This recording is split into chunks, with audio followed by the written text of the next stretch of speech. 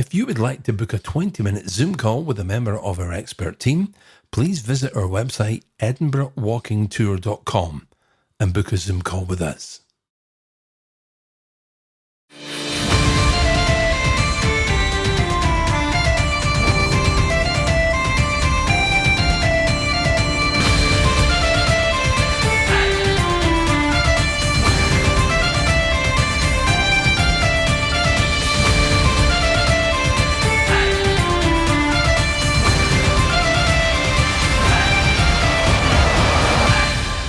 I'm Jenny.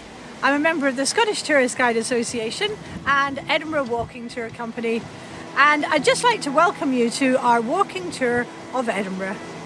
And I'm Richard, member of the Scottish Tourist Guides Association and member of Edinburgh Walking Tour Company, and I really hope you're going to enjoy our tour of this beautiful city that we live in. Here we are, folks, Edinburgh Castle, one of the great iconic pieces of history in Scotland, Britain and Europe. And directly behind me you'll see the father figure of our country, Robert the Bruce, known very affectionately and historically as the Bruce. And on my left, William Wallace, the Wallace. And many of you will know this incredible figure from that film Braveheart.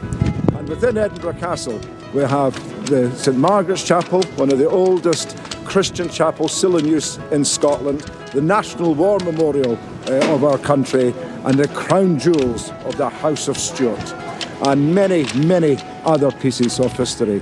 Join us now on our tour of Edinburgh, and we're going to start here on the Esplanade of the castle, very famous for the Edinburgh military tattoo, every year, 3 weeks in August. And from there we're going to be going down the world-famous Royal Mile towards Holyrood Palace, home of Queen Elizabeth II, when she comes for 1 week every June or July, and then on to the new town of Edinburgh, and then on to the northern villages of Dean and Stockbridge. So come with me and enjoy our time. Come with us as we start to make our way down the Royal Mile. So called because it's the street that runs between the two royal residences, the castle and the palace, and it is more or less exactly 1 mile in length. On the left, the first low rectangular building was the old water reservoir, and on the right is the Edinburgh Whisky Experience, a very well laid out interactive museum.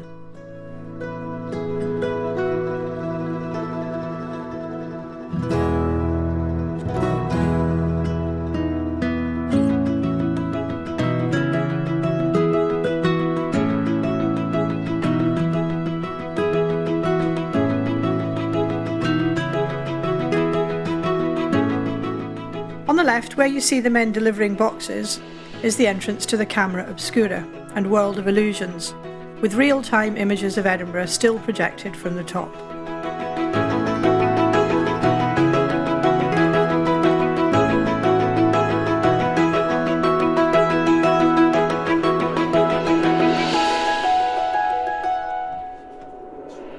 On the right, we can see the edge of the Highland Tollbooth Kirk, which was the church for the Gaelic-speaking community until that congregation became too small to maintain a church of this size.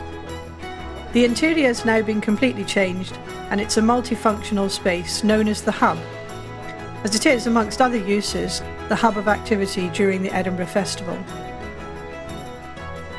On the left, just past the castle gift shop, is the back of Edinburgh's Theological College. The whole of Edinburgh is an extinct volcano, and the Royal Mile runs down the middle of the crag and tail, which was left sticking up when the Ice Age gouged out valleys from either side. If you imagine the Royal Mile, as we look down it, being a bit like the backbone of a fish, and as we look down, either side, there are little side bones sloping down into the valley. These side bones are called closes, and as we walk down the Royal Mile, we'll look down some of these closes and hear stories of the people who lived there.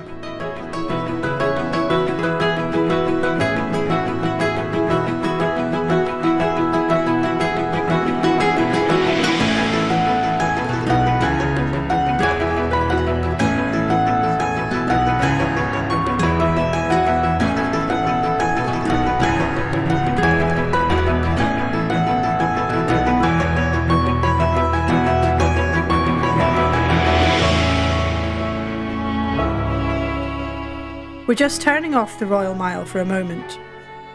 The church you can see in front of us with the red door is St Columba's Free Church.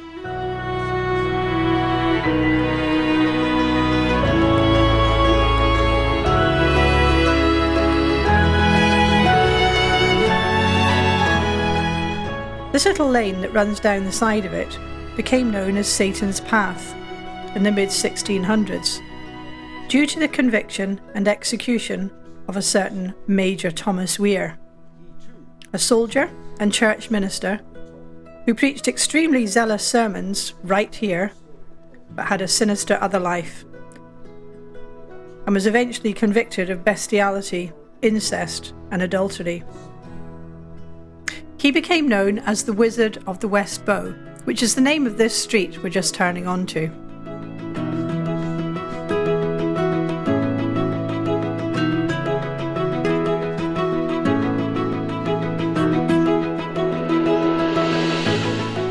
This is West Bow, one of the last terraced streets in the UK, and we're looking over the railings to Victoria Street, which winds from the Grassmarket at the bottom up to George IV Bridge at the top, leading off the Royal Mile.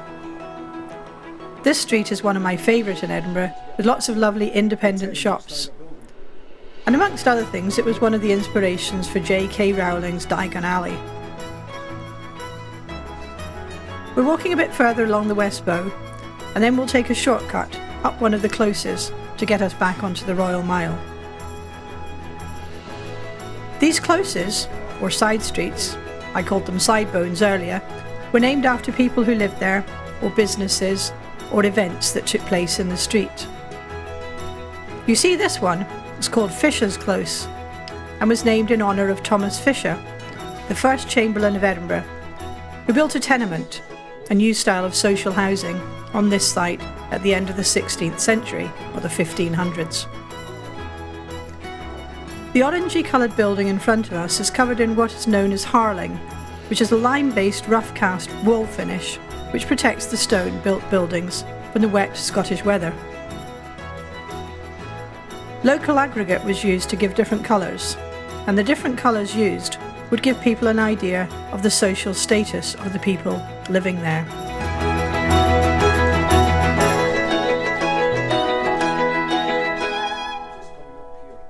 And that's us back on the Royal Mile. As we cross over the Royal Mile, look at the building to the left of the Oldie Edinburgh shop. Unfortunately, when we filmed this, it was boarded up with black boards, as they were doing some renovations inside. This is Gladstone's Land, one of the oldest buildings in the Royal Mile, and typical of what many of the buildings would have looked like in the 1600s. We're now going into Ladies' Stairs Close.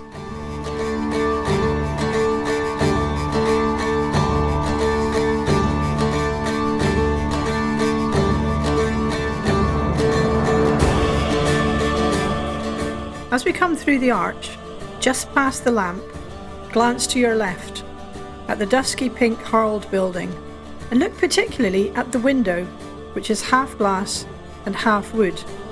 This is the back of Gladstone's Land, and it was very typical to have windows like this, as it was too expensive to have all glass. The building in front of us now with the wooden door is the Writers' Museum, dedicated to works of some of our famous Scottish writers: Sir Walter Scott, Robert Louis Stevenson, Robert Burns, Ian Rankin and J.K. Rowling. Above the wooden door you can see a stone-carved lintel with the date 1622 and the initials W.G. and G.S.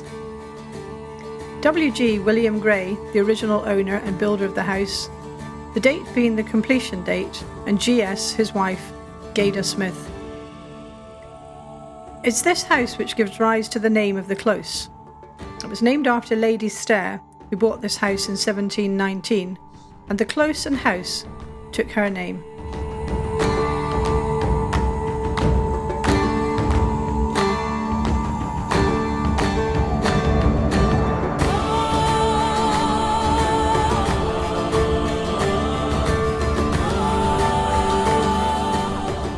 As we come back out onto the Royal Mile, there's an arch directly in front of us, which is the entrance to Brodie's Close, and you'll see Deacon Brodie's Tavern on the corner as we turn.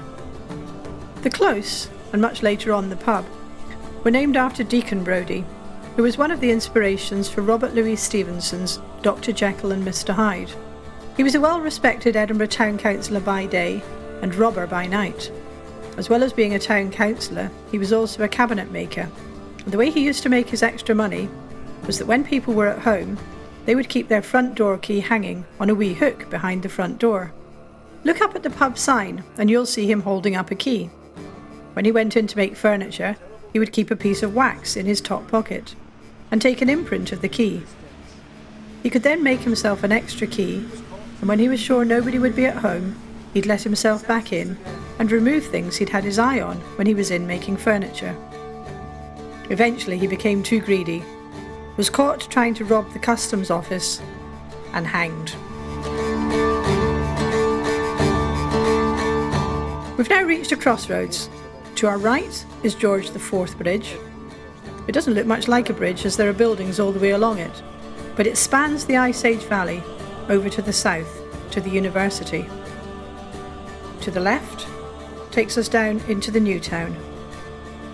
You can see the green domed building, which is the Bank of Scotland. Looking back up the Royal Mile, we're looking back towards the castle where we started.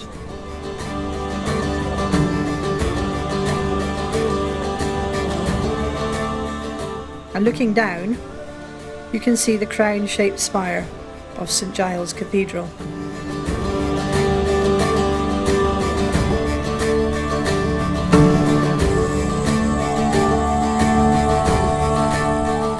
We're now approaching the statue of David Hume, great Scottish 18th century philosopher. He's wearing the Greek toga, as the Greeks were considered to be the greatest philosophers. You will notice that many people have touched his right toe as they have passed. It was a tradition for philosophy students to touch his toe to get inspiration for their philosophy exams. And now it's become a tradition for anyone who wants any inspiration to join in. Maybe not such a good idea during the pandemic. We're now walking down towards St Giles Cathedral. These gold-coloured arches we're walking under are anti-terrorist barriers that can be closed to protect the castle.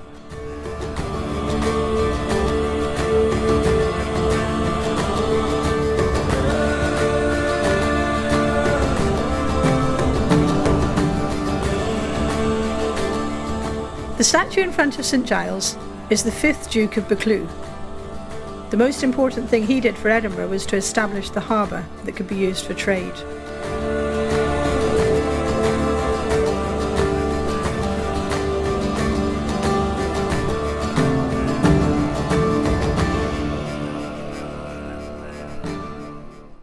Here we are, folks, St Giles Cathedral, and huge history of Scotland here in St Giles Cathedral, formerly Roman Catholic, and when you come to the 16th century and the very famous John Knox, this is one of the Scottish churches where the Reformation of Scotland took place, where basically we became a Protestant state.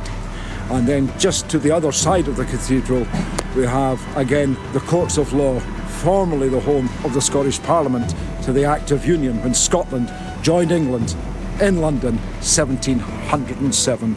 And this area I'm standing in right now talking to you is Parliament Square, right here.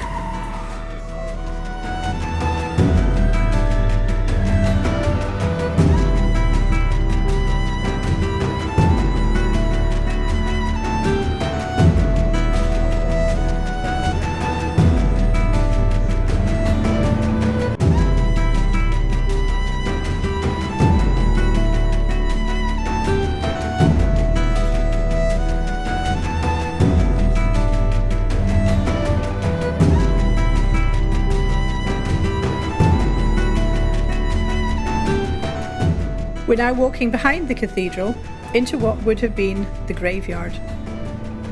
The last person to be buried here being John Knox, who is commemorated by a plaque, which was underneath the red Audi when we recorded this.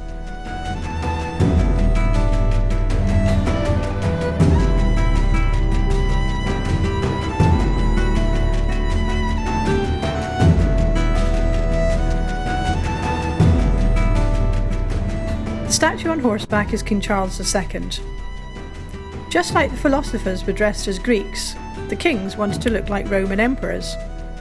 So he's wearing a Roman toga, etc.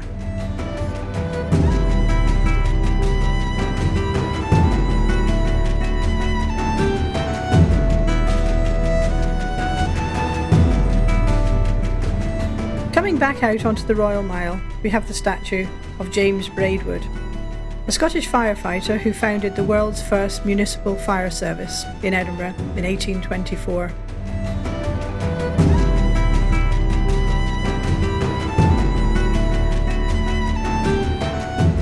We're going to have a look down a few more closes as we continue down the Royal Mile. Barry's Close, just because it's very atmospheric. Come on one of our evening ghost tours and find out just how atmospheric it is.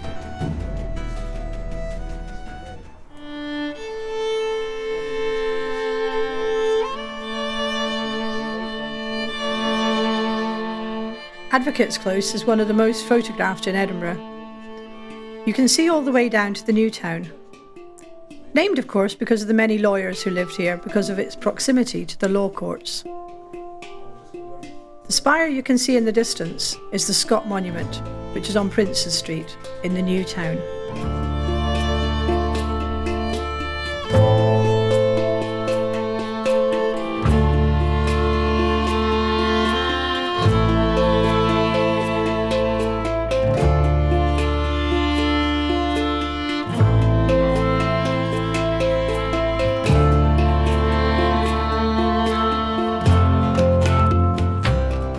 Up above the door is a carved lintel. This time the date, 1590, is not the date of the building, but the date two people, C.C. Clement Corrie and H.B. Helen Bellenden, got married and moved in. It's called a marriage lintel.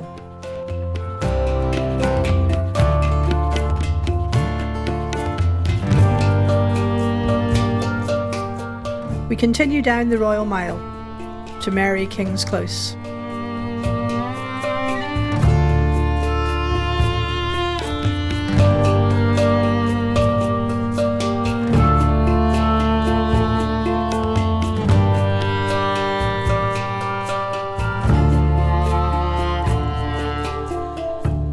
As we come in under the arches, the handprints are people who received an Edinburgh Award for literature, sports, science, etc.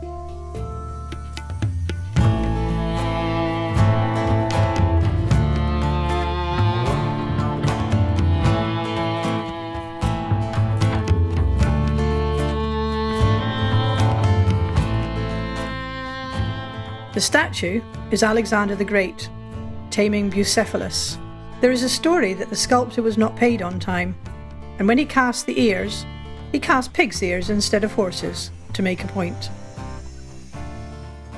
Can you believe that underneath our feet, right here where we're standing, is one of these old medieval closes?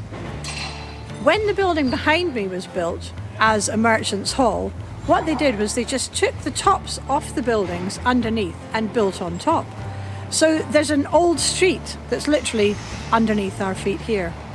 Now for a long time nobody was particularly interested in what was in this street, but as they've looked back in the history of old Edinburgh, they've discovered that this street was basically quarantined off during an outbreak of the plague. So people were left to die, and in order to get the bodies out, they literally cut them up and took them out and buried them. And so there are stories that go down old Edinburgh that this street is haunted. But it's not just haunted by ordinary, average, everyday ghosts. It's haunted by bits of ghost. So there's supposed to be bodiless heads and headless bodies that float up and down the street. Well, you can imagine that nobody wanted to live here. But it's prime location. It's right by the main law courts. It's just in the middle of the Royal Mile. And so the city fathers decided that they would encourage people to come back to Mary King's Close. They cleaned it all up, they tidied it up, painted all the doors and windows, reduced the rent, and still nobody wanted to come back. But eventually, a young lawyer and his wife, Mr. and Mrs. Coltart, decided that they would try living in Mary King's Close. Now, Mr. Coulthart, being a lawyer, wasn't worried by all the stories of the ghostly apparitions, and a young lawyer didn't have too much money, so they decided to move in. First night they were here, Saturday night, they were in bed, doing what all young couples do on a Saturday night in bed. They were reading the Bible. And as Mrs. Coulthart looked up, she suddenly saw a face looking down at her. Well, it was quite a nice face. It was an elderly gentleman with a nice grizzly beard, smiling. But the problem was, it was just the head. And during the night, hands came in to shake hands with him. And even a little ghostly dog, they said, did a little spin round on the bottom of the bed and sat himself down. They reckon they were being welcomed back into Mary King's Close. And given their example, people gradually started to move in. And life carried on, much as it had before. But much of it still underground. This is one of our more recent statues. November the 3rd, 2018, it was inaugurated. And this Polish commander, Maciek, in World War II, was known by his soldiers as Baka, the shepherd, because of his extraordinary leadership skills. After the war, he settled in Edinburgh and had to work as a barman to support his family.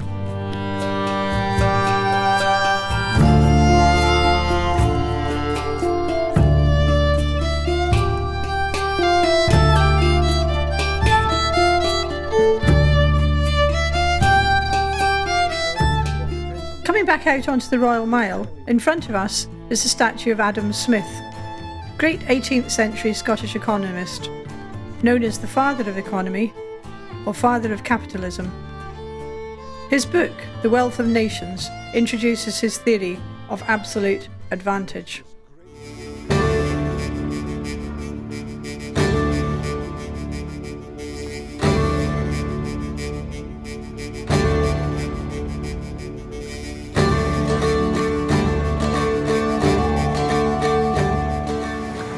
Here we are, folks, right in the middle of the Royal Mile and an area known as the High Street.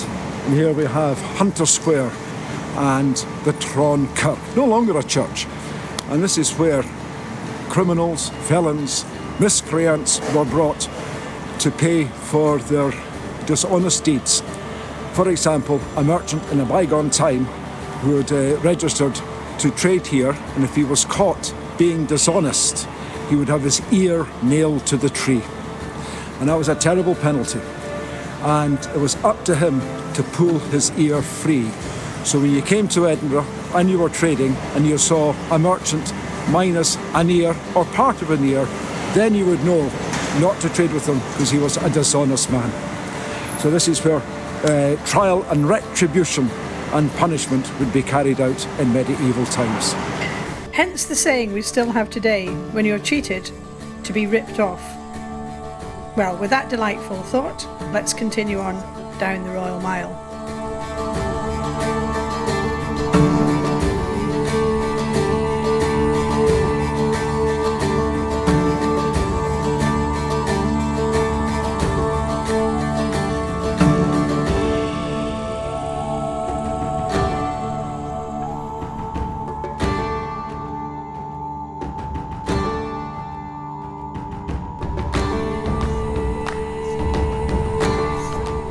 The building which sticks out from the others ahead on the left is John Knox's house. And in front of it you can see one of the old water wells where the ladies of old Edinburgh would go to fill up their buckets.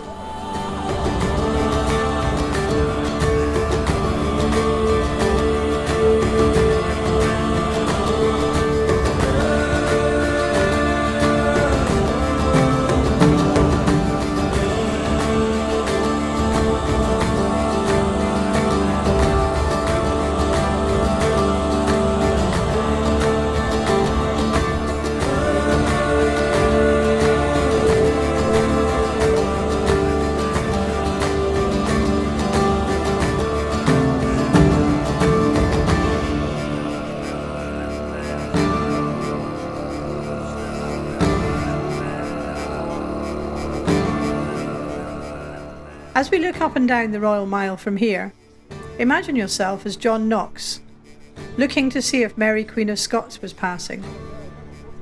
There's a story that he used to lean out of this side window every time he knew she was on the Royal Mile, and he would use his window as a pulpit to preach anti-Catholic sermons.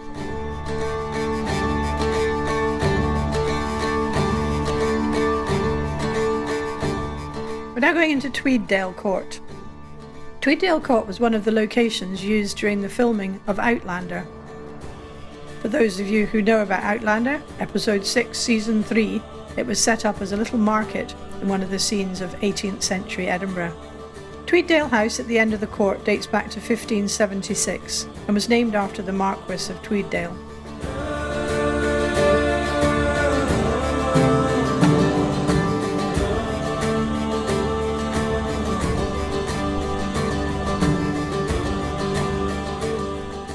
Look at the back of these tenement buildings.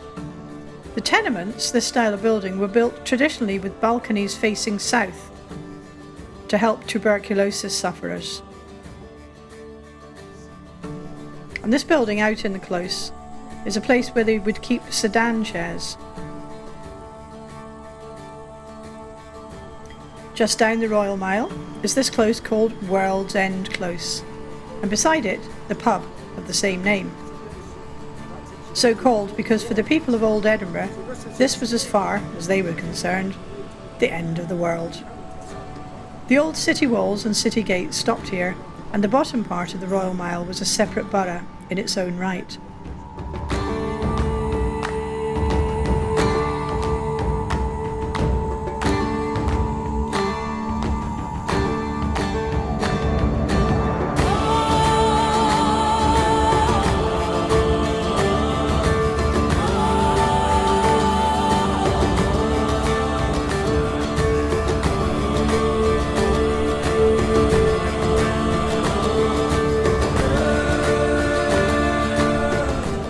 The building ahead of us on the right, with the balcony, is the back of Murray House, which is now the Faculty of Education for the University of Edinburgh. Ahead of us on the left, you can see the clock sticking out to the side of the Canon Gatek Tollbooth, which is where people had to pay their taxes, and if they didn't, they were kept inside, as it was also the old town jail. On the right, Cayden Head's whisky shop is known as Scotland's oldest independent bottler and offers a big whisky selection and tastings.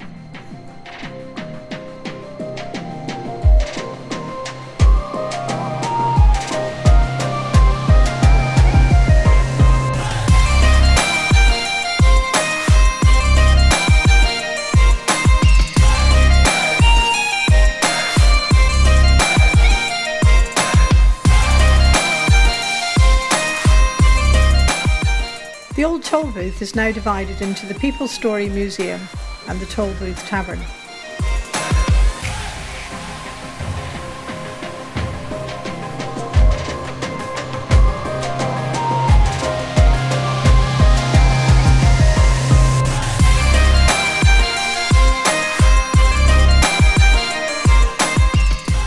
The building on the right is Huntley House, which is now the Museum of Edinburgh, full of iconic items, fascinating facts and terrifying tales.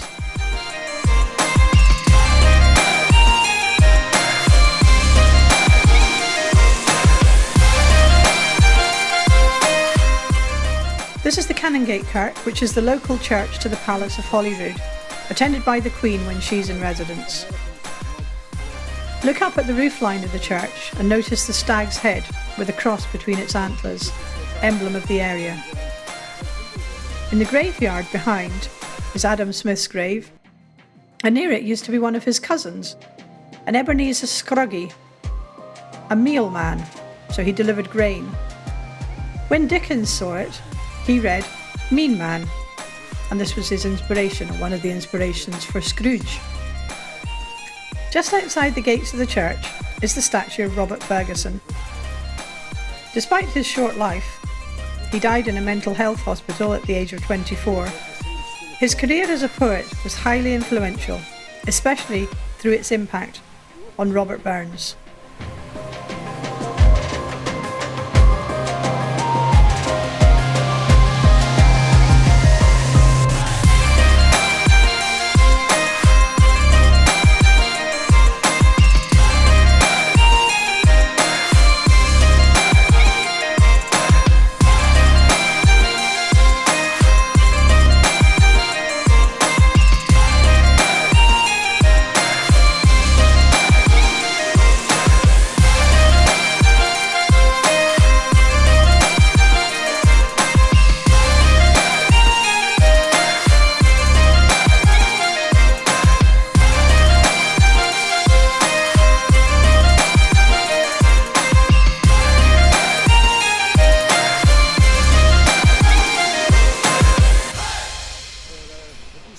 right is Queensbury House, which was the 17th century home of the Duke of Queensbury and is now incorporated into the modern Parliament buildings.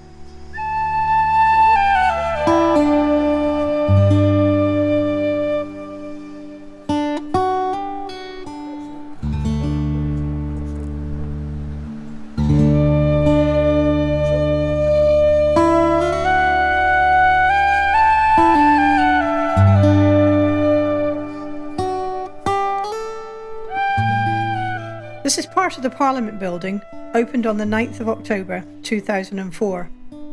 The architect was a Spanish architect, Enrique Miralles. The building itself should have cost £40 million, which already sounds like quite a lot of money, but ended up costing £414 million. Look at the shapes outside the windows. There's a lot of symbolism in the design, and these were meant to look like curtains on the outside of the building, to show that our Scottish Parliament is outward looking. This is the last close off the Royal Mile, and it's my favourite. It's called White Horse Close because this is where Mary Queen of Scots had the stables for her white horse. When the Scottish horses went down to London, which took about 10 days to travel, the area they were stabled in London became known as Scotland Yard. The original headquarters of the new London police force had an entrance in Scotland Yard, and so they took their name from the location. So when people ask why the English police force is called Scotland Yard, you now know. And just look around this beautiful close.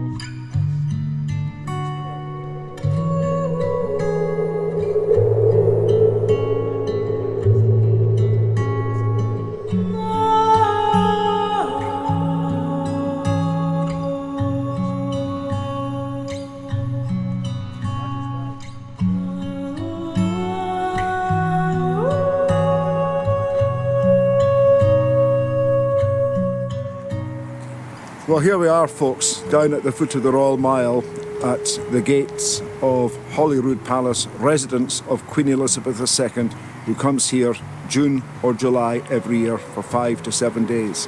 Now, within the palace, we are given a wonderful tour of up to 13 rooms where one sees where the Queen meets, greets and officiates whilst resident in the palace, right through to the rooms of the most famous lady historically in Scotland, Mary Stuart, Queen of Scots.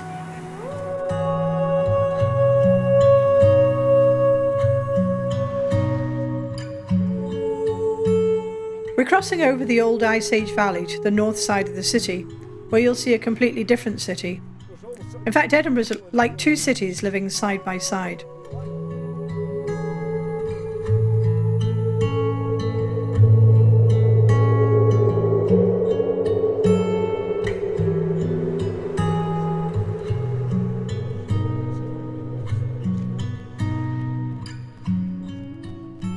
We're heading over towards the heart of the new town.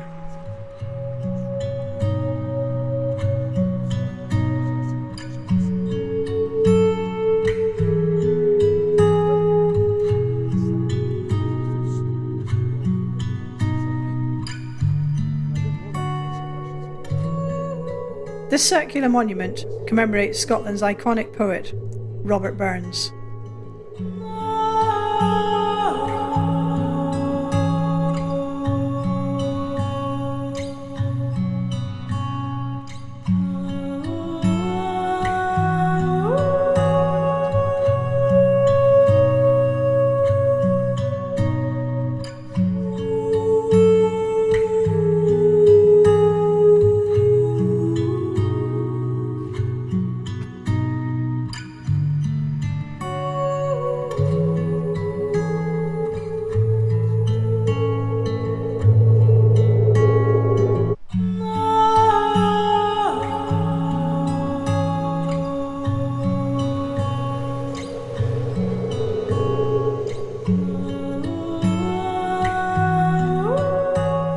The neoclassical building on our right is the Old Royal High School. It's also still known as New Parliament House, as it's a building that was proposed for the Scottish Parliament. It was decided that it was going to cost too much money to develop it, and so we got our £414 million new one instead. And this building remains empty, apart from housing a couple of offices. There have been various proposals put forward for its use over the years, but nothing has yet stuck.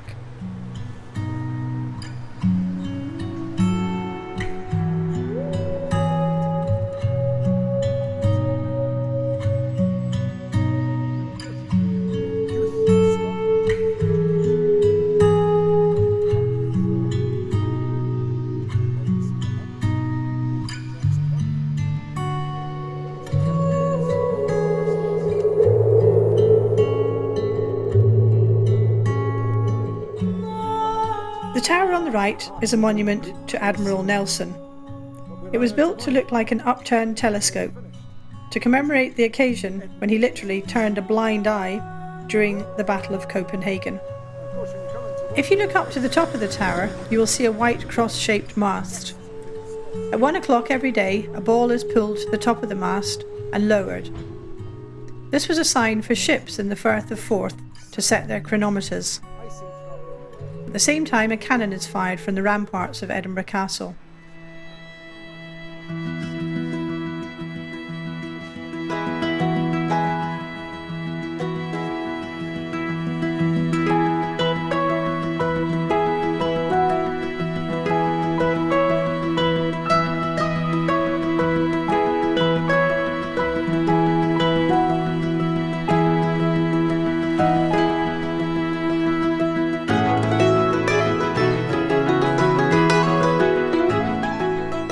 The building on our left is St Andrew's House.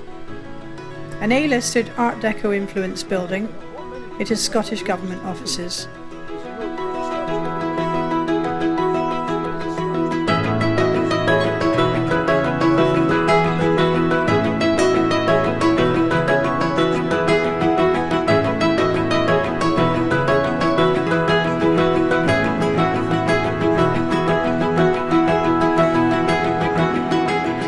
We're now in Waterloo Place, which is actually a bridge spanning a bit of Ice Age Valley and bringing us to the start of Princes Street ahead of us. which is one of the main parallel streets that make up the new town.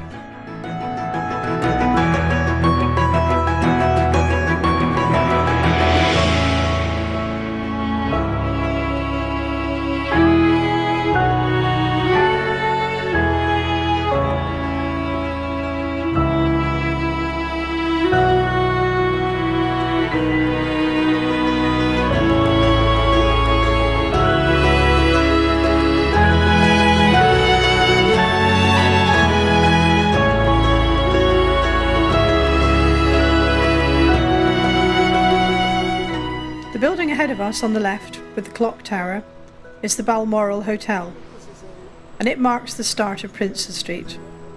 It was built initially as a station hotel, and they keep the tradition of keeping the clock 4 minutes fast, as they always promised none of their guests would ever miss a train.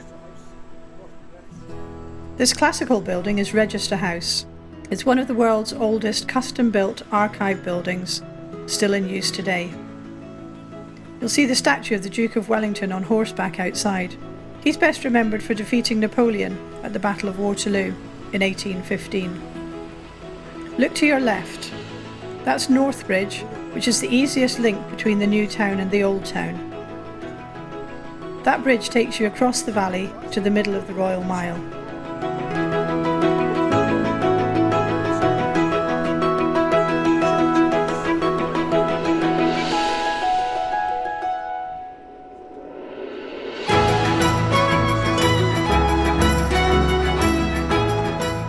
We're now walking along Princes Street. So the new town is 3 main parallel streets, Princes Street, George Street and Queen Street, and 2 squares, St Andrew's Square and Charlotte Square.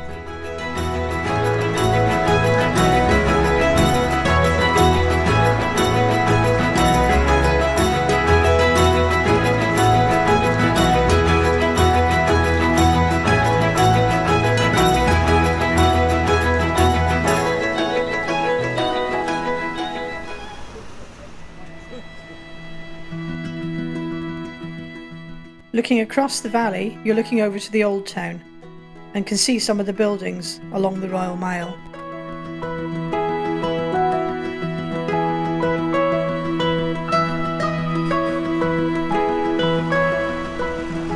The tall black Gothic spire is a monument to Sir Walter Scott, one of our greatest historical authors. We could see the spire in the distance when we looked down Advocates Close earlier on.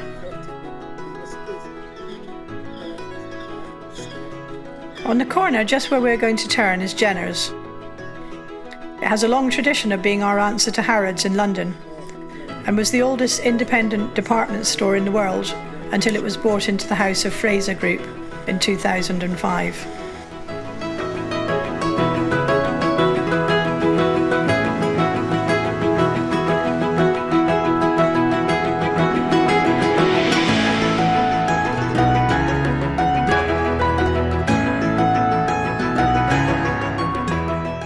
Over to our right, you can see the tall spire with a character on the top.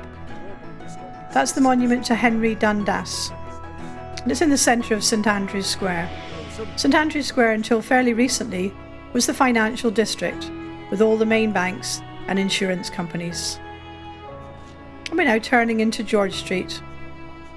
Here we are in the centre of Edinburgh's new town, where the street names were carefully chosen to show loyalty to the king of the time, King George III and the Hanoverians. All around George Street, one sees the loyalty with names such as Princess, Queens, Frederick, Rose and Charlotte. This takes us to one of the new town's landmarks, the Dome. Now the Dome, which is now a restaurant and bar, but still with the wonderful exterior and interior remaining. Originally, this was the site of Old Physicians Hall from 1775, designed by James Craig, original Newtown planner.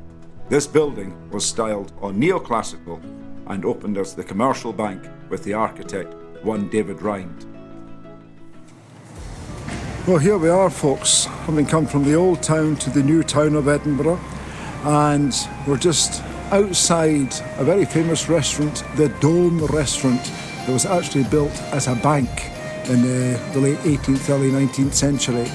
And the new town comes as a result of the old town being hugely overpopulated and to the detriment of the people who lived there with dirt, disease, poverty and squalor. And a new town had to come. So in 1760, George Drummond, the Lord Provost, in other countries known as the Lord Mayor, decreed that a new town be built, and he ran a competition amongst architects to see who would come up with the best design plan for a new town. And there was a young, unknown architect in his 20s, James Craig, who came up with a very simplified plan of 3 streets: Princess Street, George Street and Queen Street, and other streets running across. So it was east, west, north, south, built of local sandstone and based on the classical European style of architecture. And in the years to come, many famous architects became involved. Members of the Adam family, Robert Adam, William Playfair, and within 60 to 70 years, the new town began to take shape. And this is where many rich families of prominence from different walks of life, left the old town, lock, stock and barrel, to come to live in Georgian Edinburgh. And the story didn't finish there. We continued into the 19th century, Victorian Edinburgh, and Edinburgh new town built on basically what would be farm fields. The hunting territory of the rich of a bygone time stretched down towards the villages in northern Edinburgh. And this is the Edinburgh we have today. Old Town Edinburgh, New Town Edinburgh, surrounding environs, bringing in a population of just under 500,000 folk.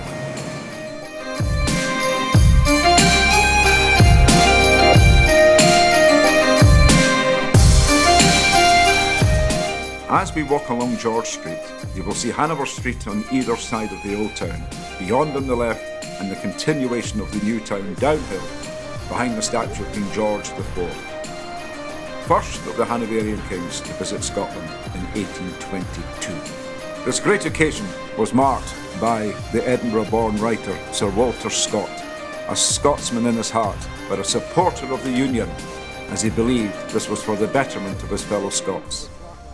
He was internationally known for his great works of literature, as many of his pieces of work were translated into foreign languages. By going down the hill, deeper into the new town, you come across the home of Robert Louis Stevenson, one of the most famous of all British authors, but mainly known for Dr. Jekyll and Mr. Hyde, and his home is still a private family residence. From here, we passed by the assembly rooms and music hall. Again, like other buildings, the architectural style is Roman Doric and was opened in 1787. This was intended for social gatherings and nowadays is used for shows and events for the famous Edinburgh International Festival and also for New Year celebrations.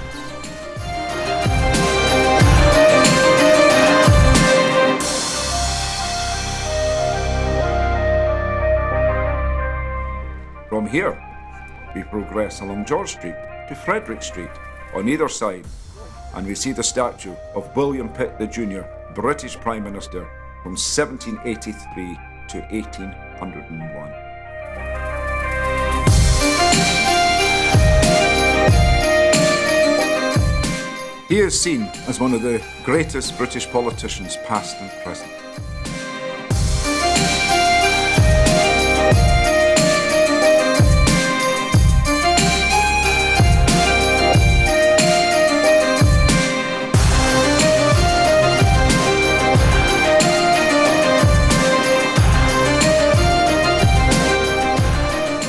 This takes us to what is known as the West End by another figure, the Reverend Thomas Chalmers, an 18th century Protestant Church of Scotland minister who caused fury in the establishment by breaking free from the established church, which was a very powerful force in society in the 18th and 19th centuries, to form the Free Church of Scotland.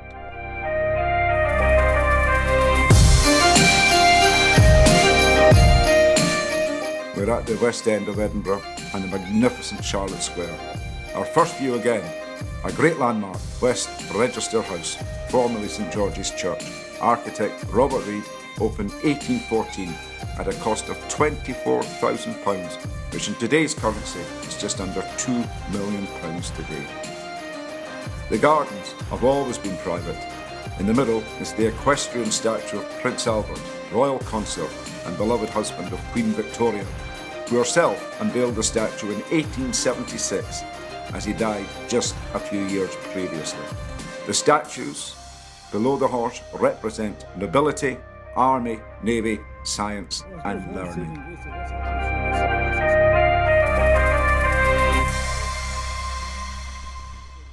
As we come round, we see the north side, based on a palace style of facade. We have the official residence of the First Minister of Scotland and the Georgian House owned by the National Trust of Scotland, giving a wonderful insight for those upstairs and downstairs in past centuries.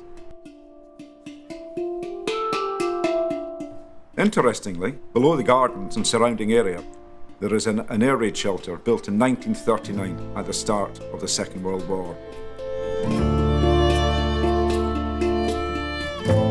From here, we come to the far side, and now we walk to the villages, just a few minutes away to the north side of the new town. Before we go, many of the buildings you have seen are now owned, rented by the financial houses, hospitality and the restaurants, as well as those within the retail and hotel industry.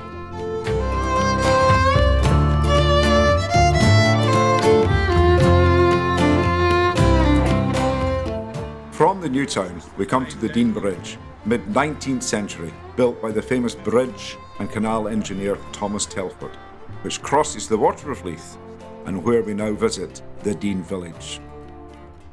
Now we're at Bell's Bray, just by the bridge, which we go down into the village. This building at the top of Bell's Bray and corner of the bridge was built as a granary where grain and animal feed was kept in the 16th century. The Bray, an old term for a hill, which we descend, takes us into an oasis of calm. The Dean Village, where many of the old medieval buildings, now residential, were used as mill houses. The water was also a main route of transport through the area, and the Romans, when here, used this passage of water for movement.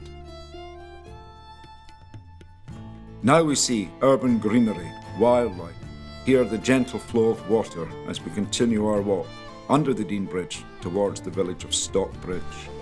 It is this and much more that makes our beautiful city a great place to live and work, but also such a popular destination for visitors from all over the world. We've now come down from the castle, we've been all the way down the Royal Mile, brought you down through the new town, and we're now going to explore a more hidden part of Edinburgh. You might say that Edinburgh is just like a village. Well, we have lots of these hidden little villages. We're down now in Dean Village, and you can probably hear the Water of Leith burbling along there in the background. And Dean Village is absolutely spectacular. The architecture, the feeling that we're not any longer in the city, but we are in the city. So let's take you for a walk along the Water of Leith. Have a look at some of the architecture and just feel as if you're in the country within the city.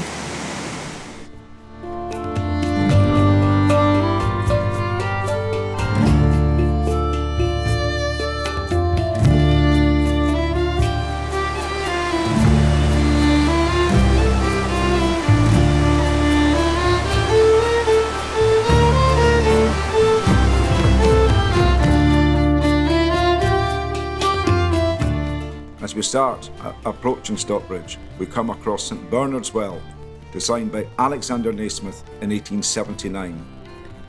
This is in the style of Greco-Roman and sits just above the Water of Leith.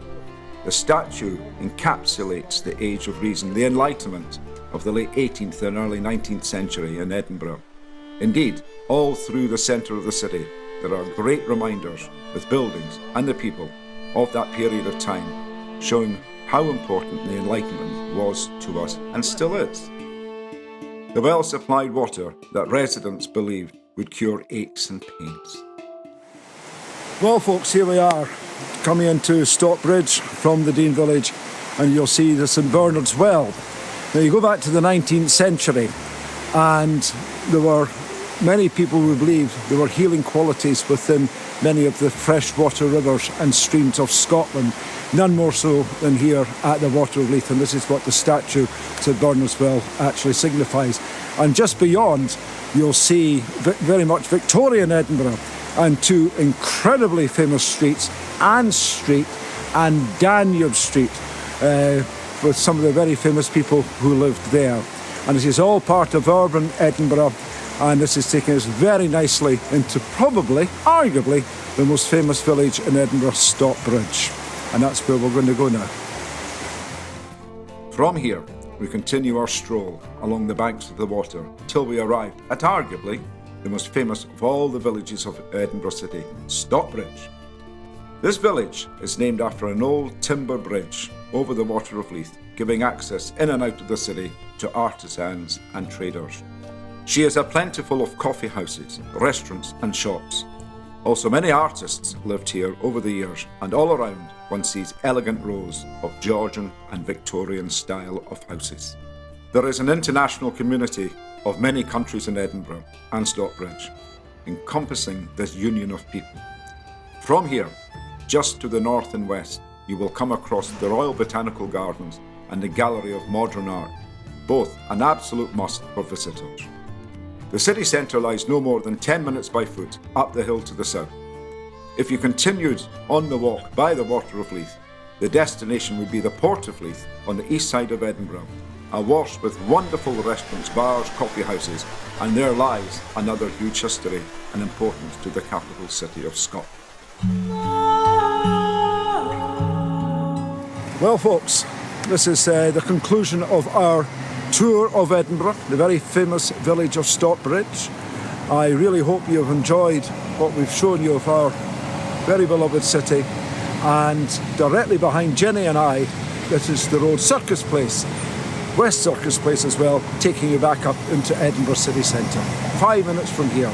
But if you ever come to Edinburgh and you come to Stockbridge, you've got all the old bookshops, all the old antique shops, restaurants, French, Italian, and many other restaurants. This is just a village encapsulating what Edinburgh is. So take care, enjoy, and see you again.